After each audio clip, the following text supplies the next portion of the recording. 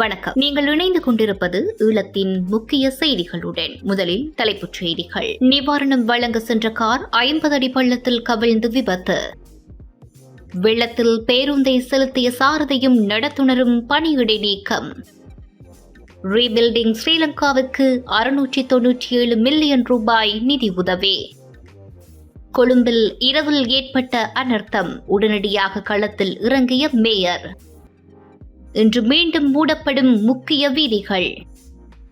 முட்டை விலை தொடர்பாக வெளியாகிய புதிய தகவல். வெள்ளத்தின் மத்தியிலும் யாழ் தைட்டி விகாரை போராட்ட களத்தில் பதற்றம், காவல்துறையினர் அராஜகம். தொடர்பென விரிவான செய்திகள். நுவரெலியா ஹட்டன் பிரதான வீதியில் 50 அடி பள்ளத்தில் கவிழ்ந்து கார் ஒன்று விபத்துக்குள்ளானதில் தெய்வாதீனமாக விபத்தின் போது காயங்கள் ஏற்படவில்லை என போலீசார் குறிப்பிட்டுள்ளனர். இந்த விபத்து நேற்று மாலை 6:30 மணியளவில் இடம்பெற்றுள்ளது. சாரதியின் கட்டுப்பாட்டை இழந்த கார் ஒன்று நானோயா சாமர்செட் பகுதியில் வீதியை விட்டு விலகி சுமார் 50 அடி பள்ளத்தில் கவிழ்ந்து விபத்து ஏற்பட்டுள்ளது. நோர்வுட்டில் இருந்து நுவரெலியா ராகலை பகுதிக்கு இயற்கை அனர்த்தத்தில் பாதிக்கப்பட்டவர்களுக்கு நிவாரணம் வழங்கிவிட்டு மீண்டும் நோர்வுட் நோக்கி பயணித்த கார் ஒன்றே இவ்வாறு விபத்துக்குள்ளாகியுள்ளது. இந்த நிலையில் காரில் ஏற்பட்ட தொழில்நுட்ப கோளாறு காரணமாக இந்த விபத்து இடம்பெற்றுள்ளதாக போலீசார் குறிப்பிட்டுள்ளனர்.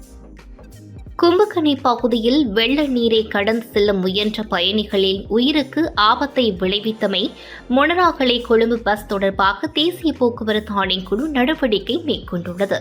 இது தொடர்பில் தேசிய போக்குவரத்து ஆணைக்குழுவின் பஸ் உரிமையாளர் மற்றும் ஊழியர்கள் நேற்றைய தினம் தேசிய போக்குவரத்து ஆணைக்குழுவுக்கு அழைக்கப்பட்டனர்.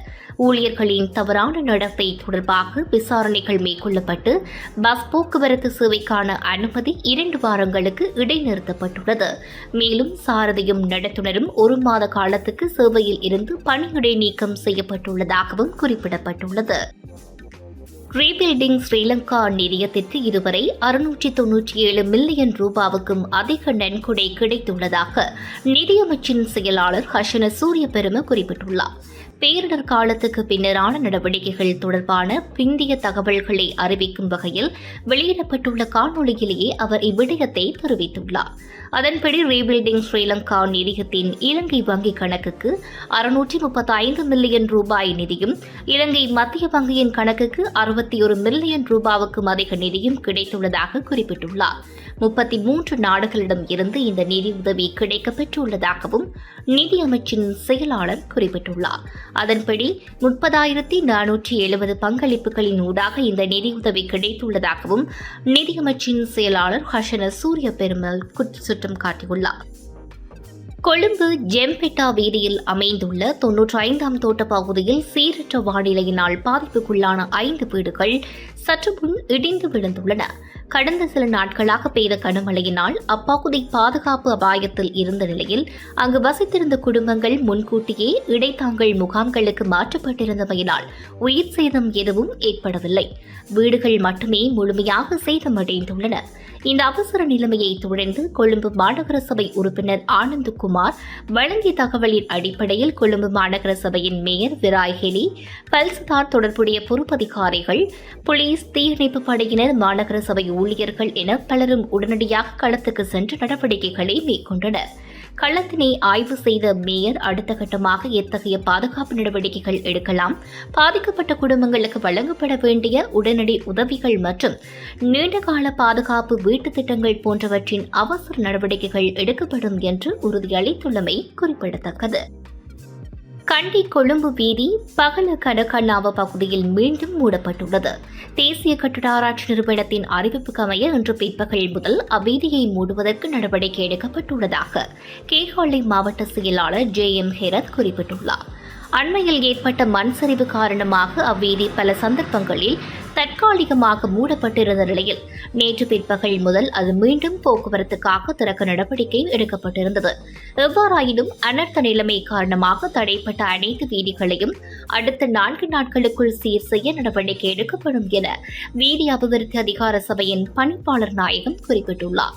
இதனிடையே மலையக ரயில் மார்க்கத்தில் சேதமடைந்த பேராதனை பாலத்தை சீரமைப்பது தொடர்பில் ஆய்வொன்று மேற்கொள்ளப்பட்டு வருவதாக ரயில்வே பொது முகாமையாளர் ரவீந்திர பத்மபிரிய குறிப்பிட்டுள்ளார். எனினும் மலேக ரயில் மார்க்கத்தில் சேதமடைந்த பேராதனை பாலம் தொடர்பில் ஆழமான ஆய்வொன்றின் பின்னரே அதனை மறுசீரமைக்க முடியும் என்றும் அவர் குறிப்பிட்டுள்ளார். வெள்ளத்தில் கோழிகள் அதிக அளவில் இருந்ததால் எதிர்காலத்தில் முட்டைகளுக்கு தட்டுப்பாடு ஏற்படக்கூடும் என குறிப்பிடப்பட்டுள்ளது.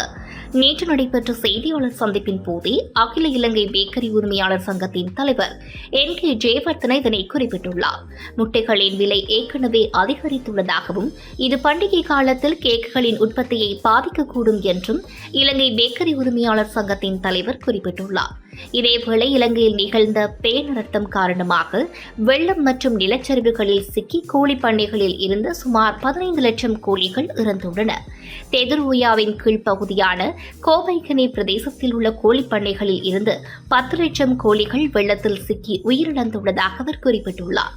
இந்த சேதத்தால் முட்டை உற்பத்தி சுமார் 40% குறைவடைந்துள்ளதாகவும் இதன் விளைவாக எதிர்வரும் நாட்களில் முட்டை விலை அதிகரிக்கக்கூடும் என்றும் அவர் குறிப்பிட்டுள்ளார். யாழ்ப்பாணம் தைட் திசவிகாரைக்கு எதிராக முன்னெடுக்கப்படும் போராட்ட களத்தில் சற்று முன்னர் பதற்றமான சூழ்நிலை ஏற்பட்டுள்ளது. போராட்டத்தில் ஈடுபட்டவர்களுடன் வாய் தர்க்கத்தில் ஈடுபட்ட காவல்துறையினர் போராட்டக்காரர்கள் அமைத்திருந்த கூடாரங்களை அகற்றியுள்ளனர். யாழ்ப்பாணம் தைட்டி திசவிகாரைக்கு எதிரான போராட்டம் 2வது நாளாகவும் நேற்று நடைபெற்றது. தைட்டியில் சட்டவிரோதமாக அமைக்கப்பட்டுள்ள திசவிகாரையை அகற்றுமாறு வலியுறுத்தியும் திசவிகாரை அமைக்கப்பட்டுள்ள காணி அதனை சூழவுள்ள காணிகளை காணி உரிமையாளர்களிடம் மீளவும் வழங்குமாறு கோரியும் குறித்த போராட்டம் இடம்பெறுகிறது. தமிழ் தேசிய மக்கள் முன்னணி பாதிக்கப்பட்ட பொதுமக்களுடன் இணைந்து மாதம் முன்னெடுக்கும் தொடர் போராட்டம் நேற்றும் இன்றும் தைட்டி திசவிகாரைக்கு அருகில் நடைபெற்றது. நேற்று மாலை 4 மணி தொடக்கம் மாலை 6 மணி வரையும், பௌர்ணமி தினமான நேற்றும் காலை 6 மணி தொடக்கம் மாலை 6 மணி வரையும் இந்த போராட்டம் இடம்பெற்றமை குறிப்பிடத்தக்கது. இலங்கையை உலுக்கிய பேரிடர், கையில் பென்சிலுடன் புதைந்து போன சிறுவன். நாட்டில் இயற்கை பேரழிவினால் மலேக பகுதிகளில் பலர் மண்ணில் புதையுண்டு போயுள்ளனர். இந்நிலையில் வெலிமடை பிரதேசத்தில் மண்ணில் புதையுண்ட சிறுவனின் உடலை மீட்கையில் அவனது கையில் பென்சில் இருந்ததாக கூறப்படும் சம்பவம் கண்ணீரை ஏற்படுத்தியுள்ளது. இது தொடர்பில் அங்கு மீட்புப் பணியில் ஈடுபட்ட வெலிமடை போலீஸ் நிலைய பொறுப்பதிகாரியின் முகநூல் பதிவு துயரத்தை ஏற்படுத்தியுள்ளது.